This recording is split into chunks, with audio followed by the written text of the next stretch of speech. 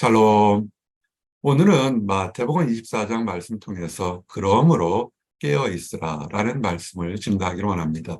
이 깨어 있으라라는 것은 육체적으로 졸린 잠에서 깨어 있으라는 말씀도 되겠지만, 그러나 영적으로 내가 있는 지금 시기가 어느 때인지 알고 분별하라는 뜻입니다. 농부들이 지혜로운 농부들은 무엇을 합니까? 어느 때 씨를 뿌리는 파종의 시기가 있고 물을 주는 때가 있고 또한 추수할 때를 알게 됩니다. 이 때를 잘못 알고 놓치면 곡식이 씨앗이 제대로 자라지 못하고 또 곡식이 익었는데 추수하지 못하면 썩어 문드러지게 됩니다. 인생도 마찬가지입니다. 후에마에 내가 누구인가 정말 겸손하게 내 자신의 능력과 한계를 판단하는 지혜가 있어야 합니다. 이것을 판단하지 못해서 많은 사람들이 실수하고 실패합니다. 주변 사람들이 꼬드기나 어떤 매스미디어에 속아서 뭐든지 잘 될 수 있을 거라 생각해서 시작했는데 그렇지 않죠. 사람마다 장기가 특화되어 있습니다. 공부를 잘하는 사람, 노래를 잘하는 사람, 또 환경을 잘 깨닫는 사람, 사람마다 있어서 내가 어떤 것인지, 장점이 무엇인지, 부족한 것이 무엇인지를 알아야 됩니다. 그리고 외람마에 내가 있는 곳이 어느 곳인지, 거룩한 곳인지, 세상 풍파에 유혹을 받는 곳인지 이것을 알아야 됩니다. 그래서 오늘 마태복음 24장 32절에서 51절 말씀을 해서 무화과 나무의 비유를 알라. 그리고 그 비유를 알면 그러므로 이름으로 연결되어서 준비하고 그 준비할 때 어떻게 준비하냐면 충성되고 지혜 있는 두 가지 도전입니다. 충성되면서 지혜 있는 삶을 살아라 라는 얘기를 증거하기를 원합니다. 무화과 나무의 비유를 알라. 예수님께서 이 말씀하실 때 이스라엘 백성들에게 무화과 나무는 굉장히 친근한 그런 나무입니다. 그들의 열매와 나무와 모든 것들을 다 사용하기 때문에 무화과 나무가 연해지고 잎사귀를 낼 때 되면 여름이 되는구나. 계절이 바뀌는구나. 우리 같으면 어떻게 될까요? 시골에 살던 저 같은 경우는 보리가 있고 그다음에 수박이 열리고 또 참외가 열리면 여름이 한여름이구나. 이런 식으로 그 사람들에게 특화된 계절을 알 수 있는 것들이 있습니다. 여러분들의 가정에는 어떤 것으로 지금 여러분들이 지금 시험의 때인지 추수의 때인지 도전의 때인지 또는 인내의 때인지를 알고 계신가 궁금합니다. 여러분 아셔야 됩니다. 그래서 성경은 가지가 연해져질 때라고 생각하는 것처럼 내가 지금 무엇을 해야 될 때 주변에 그것이 올바른 때인지를 알려줄 그런 상황이나 환경이나 사람들을 예비해 놓았습니다.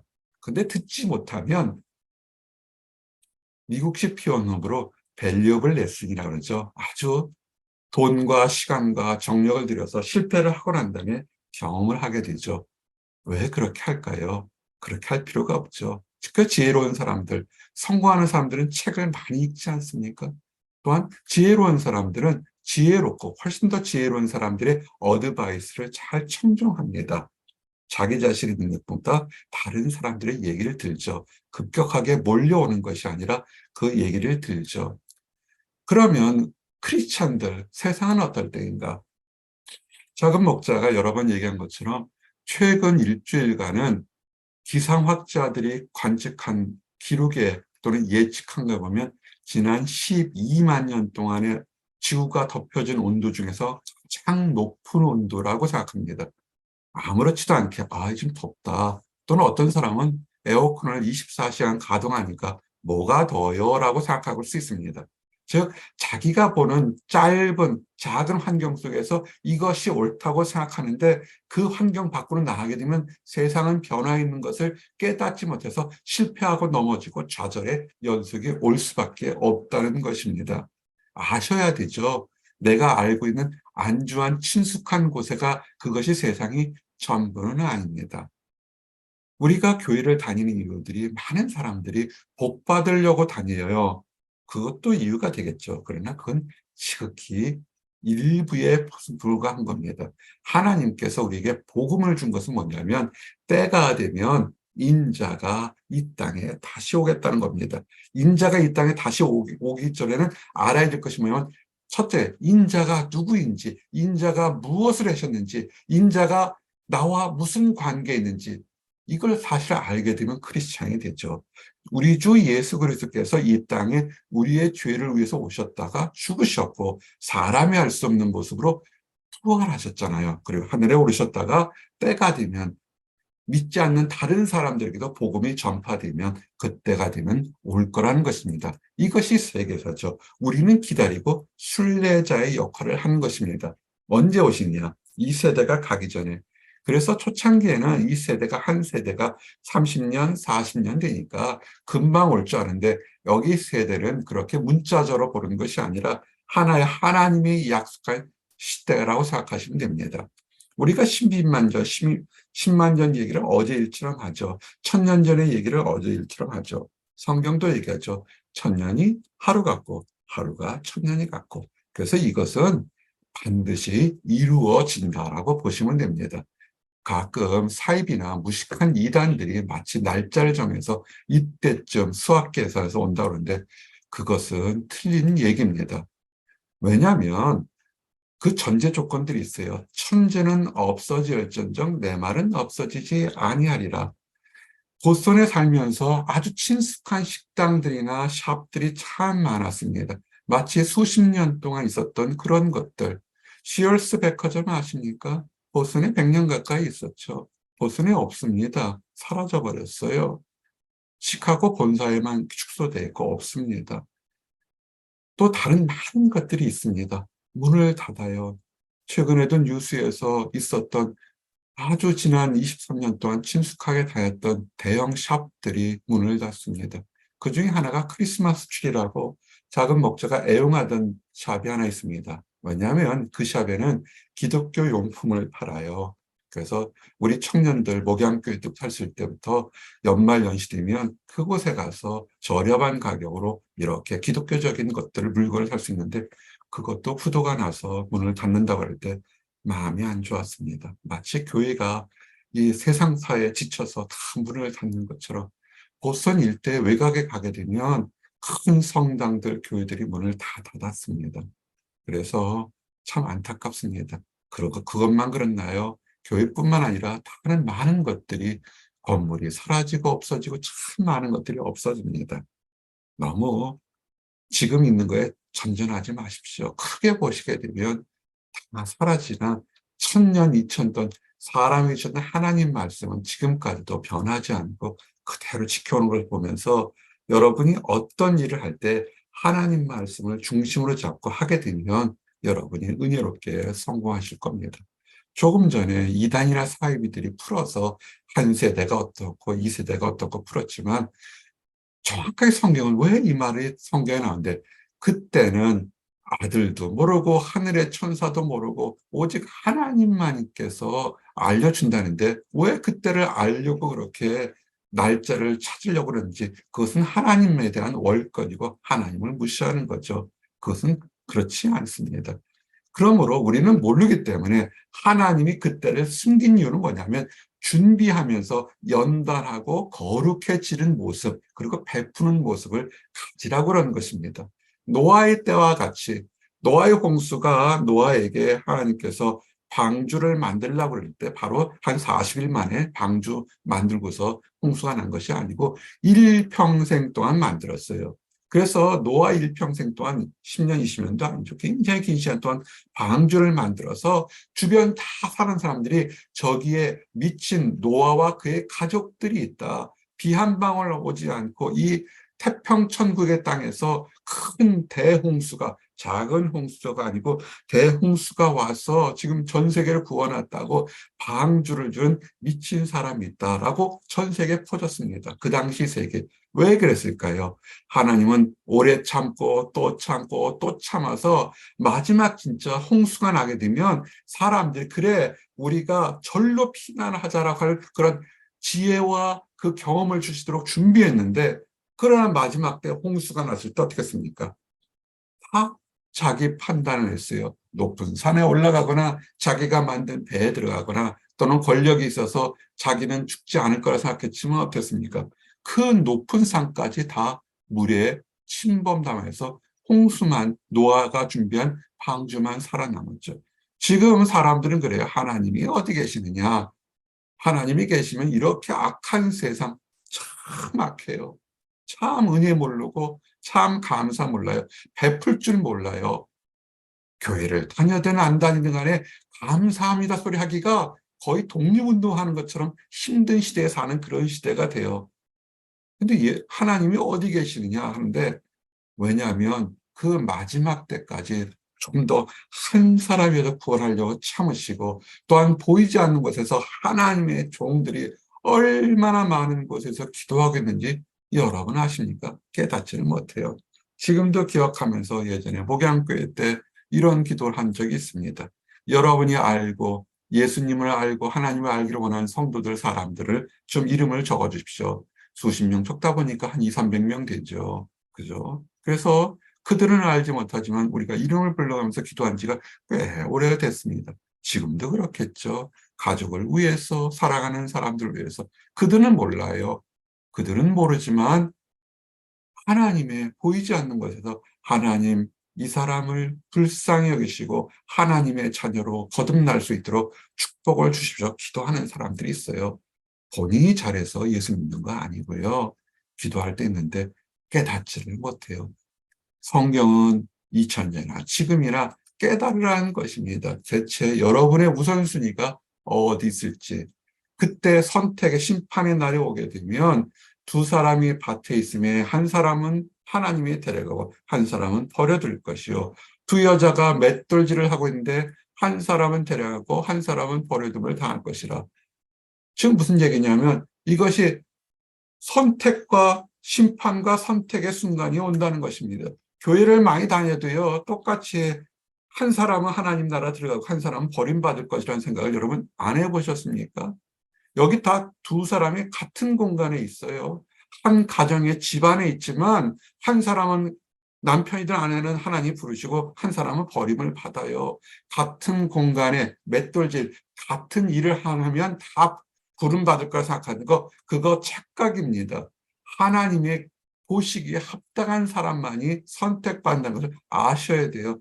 함께 예배를 드리는 우리 모든 사람들이 함께 있지만 하나님의 부르심을 함께 받기를 정말 간절히 원하는 것이 이게 목회자의 소명이고 모든 사역자들의 소망이 될 겁니다.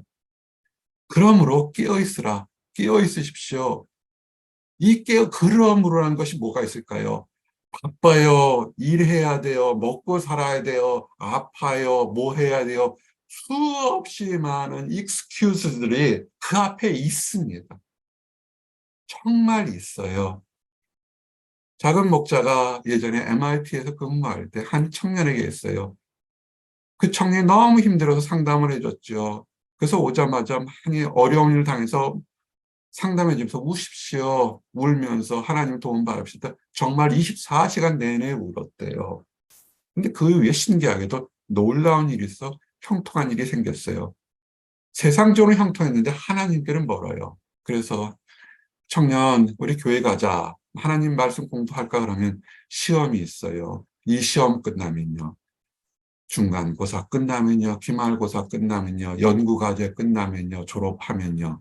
아니요. 오지 않았습니다. 교수가 되면요. 오지 않았습니다. 승진하면요. 오지 않았습니다. 이제 나이가 점점 돼서 50이 가까워질 텐데 어떻게 했는지 정말 궁금할 때가 참 많습니다. 그러므로 그 앞에 수많은 변명과 그럴 만한 이유들이 있습니다. 성경은 그럼에도 불구하고 영적으로 깨어 있으라는 것입니다. 어느 날에 독립기념일을 지난 7월 4일 독립기념일 주간에 많은 사람들이 애꿎게 생명을 잃었습니다. 누가 뭐 싸울 날이 있나요? 좋은 날 불꽃놀이하고 퍼레이드 하는데 악한 마음을 가진 사람들이 그 사람들에게 총질을 해서 애꿎은 생명들을 참 많이 잃어서 슬픈 기간이 되었습니다. 우리는 내일 일을 알지를 못합니다. 여러분, 10년 후, 20년을 준비하면서 그때쯤 행복할 거라 생각하시는데 장담하실 수 있어요? 장담 못합니다. 깨어 있으십시오. 집주인이 도둑이 들어온 걸 아는 시기를 알게 되면 깨어 있어서 어떻게 해요? 하인들 다 불러 세워서 불침번 세우고 불을 환히 비춰서 못 들어오도록 하겠죠. 우리는 당연히 이것을 당연히 그럴 거라고 생각합니다. 그러면 이것을 우리 삶에도 적용하셔야죠. 예수님은 반드시 오신다고 그랬으니까 우리가 생각하지 않을 때 오실 가능성이 생각이 많아요. 우리가 이렇게 예배 드릴 때 오면 어떻게 했습니까? 할렐루야 하고 반응해서 찬양하면서 찬양할 때 오시면 얼마나 좋겠어요. 근데 이럴 때 오실 수도 있겠지만 그러나 성경은 우리가 세상에 푹 빠져서 예수님이 누군지 하나님이 누구신지 심판이 뭔지 그저 잘 먹고 잘 사는 때 다 잊어먹을 때 어쩌면 그럴 때 오실 수가 굉장히 높습니다. 깨어 계셔야죠. 깨어서 어떻게 하면 충성되고 지혜 있는 종. 제가 제목을 그냥 종이 아니라 충성된 종, 지혜 있는 종 아니라 성경 말씀은 두 가지를 얘기합니다. 충성은 뭡니까? 눈에 보든지 눈에 보지 않든지 자기 맡은 소명을 묵묵히 잘하는 사람이 있어요. 보게 되면 우리 주변에 이런 일을 잘하는 사람들 많아요. 본투비 연구자, 본투비 프로페서, 본투비 로이어, 본투비 워커. 하여튼 타고난 사람도 있어요. 보든지 안 보든지 묵묵히 자기 일을 하는 사람이 있어요. 그런 사람은 주변 사람도 좋아하고 상사도 좋아합니다. 성경은 때를 따라 양식을 나눠줄 자가 누구냐? 주인이 아닌데도 종인데도 자기의 맡은 사명을 당해서 필요한 사람에겐 사랑을 나눠주고 필요한 사람에겐 물질을 나눠주고 필요한 사람의 노력 봉사도 마치 주인처럼 열심히 하는 사람이 있어요. 이런 사람들 우리는 충성된 종이라고 그러죠. 주인이 딱 외출을 하거나 또는 그 주인이 너무 많아서 사역지가 많아서 여기저기 하인들 줬을 때 이쪽에 따가봤더니 그 하인은 여전히 열심히 하는 거예요. 그럼 어떻게 했습니까? 축복하죠. 칭찬하죠. 칭찬만 끝이는 것이 아니라 거기에 축복이 줍니다. 종에게 주인의 모든 수요를 마치 다 맡겨버리는 것입니다. 한순간에 인생이 형통할 수 있는 게 뭐냐면 잘했다 칭찬받은 종이 되면 마치 주인 것이 다 내 것이 되는 거예요. 이것이 지혜 있는 거예요. 세상 사람들은 열심히 굶고 절약해가지고 뭘 모아서 부자가 되고 은혜 받으려고 하는데 아니에요. 그것은 정말 노력하는 사람은 될지는 모르겠지만 참된 지혜는 없어요. 우리 하나님 부자시고요. 자비가 많으시고 사랑이 많으시고 능력이 많으십니다. 어떻게 우리가 그렇게 얻을 수 있겠습니까? 충성되게 지혜가 있으셔야죠. 하나님 마음에 합하게 되면 하나님이 그의 모든 수요를 여러분에게 맡기리라. 아멘. 이런 축복이 얼마나 좋겠습니까? 악하고 무지한 종, 지혜가 없는 건 뭐냐면 주인이 더디 오니까 하나님이 계신지 안 계신지 잘 모를 정도로 더디 오니까 그래 아마도 안 오실 거야. 내 생에는 안 오실 거고 동료들을 학대해요. 말로. 학대가요. 주먹으로만 때리는 거 아니죠. 말로, 마음으로. 자비하죠. 감사를 모르잖아요. 현대가 뭡니까? 감사 몰라요. 사랑 베풀지 않아요. 폭행하죠. 그리고 자기가 좋아하는 친구들만, 그 사람들도 특기가 있어요. 자기가 좋아하는 사람들만 같이 모여 더불어 먹고 마셔요. 더불어 먹고 마실 때는 함께 잔칫날처럼 베풀어야 되죠. 그럴 때 생각지 않을 때 주인이 오시면 어떡합니까? 지혜도 없었죠. 주인이 오신다고 약속했는데 지혜도 없었고 충성되지 못하니까 처벌을 받게 됩니다. 근데 마지막 말씀이 참 오는 게 거기서 슬피 울며 이를 갈리라. 제가 수십 년 전에 청년일 때 이 말씀을 보면서 아니 주인이 징벌해서 좀 잔인하게 징벌했나 이렇게 억울함을 갖나 했더니 이것은 주인에 대한 억울함이 아니에요. 말씀을 보니까 자기 자신에 대한 어리석음에 대한 어, 분노함이죠. 우리 하나님께서 그렇게 억울하게 행동하실 수 있습니까? 하나님은 공의롭고 공평하게 행하셔요. 왜? 깨닫지 못했구나. 이 바보 같은 사람아, 우리 주인이 그렇게 자비롭고 은혜롭고 인내가 많아서 기다리고 또 기다렸는데 내가 바보처럼 해왔구나. 자기 자신을 대해서 일을 가는 겁니다. 이 날이 정말 많을 겁니다. 공중에서 우리 주님 오실 때 믿는 사람들은 할렐루야 춤을 추고 눈물로 울지만 많은 전 세계 많은 사람들이 이를 갈며 분노한다는 것이 무슨 뜻이겠습니까? 그것이 사실인데 왜 몰랐을까? 또한 하나가 있죠. 그것이 사실인데 왜 하나님의 섬기는 교회라는 사역자와 하나님을 믿는 사람들이 왜 나한테는 진실되게 얘기를 안 했을까? 그것이 참 안타까웁니다. 여러분은 천국 가실 겁니다. 여러분의 부친과 모친, 가족들은 함께 갈 수 있을까요? 얘기 안 하시죠. 귀찮아서, 두려워서. 믿고 안 믿고는 여러분의 주관이 아니에요. 그거는 그 사람의 타고난 거지만 우리는 증거를 해야 되죠. 이제 말씀을 정리합니다. 무화과 나무의 비유를 하려. 우리 삶에서도 때가 되면 하나님께 갑니다. 자연적으로, 개인적으로 가고 아니면 종국적으로, 궁극적인 심판 앞에 갑니다. 작은 목자가 나이 들면서 감사한 게 있어요. 아, 이 나이 지나고 나니까 환갑, 진갑 다 지나고 나니까 이제는 덤으로 사는 인생이구나. 그저 부르신 날만 바라보고 살게 되니까 이 인생에 대해서 가치를 좀 더 많이 알게 됩니다. 참 오늘도 유명한 분들이 하나님 나라에 소천했어요. 나이를 계산해 보니까 내 나이에서 더하기 얼마 남지 않았더라고요. 그래서 여러분의 인생도 한번 돌아보시기 바랍니다. 기다리십시오. 준비하십시오. 크리스찬이라는 것은 말씀을 가지고 준비하고 기다리셔야 돼요. 이 땅 사는 거 오래 살 것 같지만 아니에요. 그렇지 않습니다.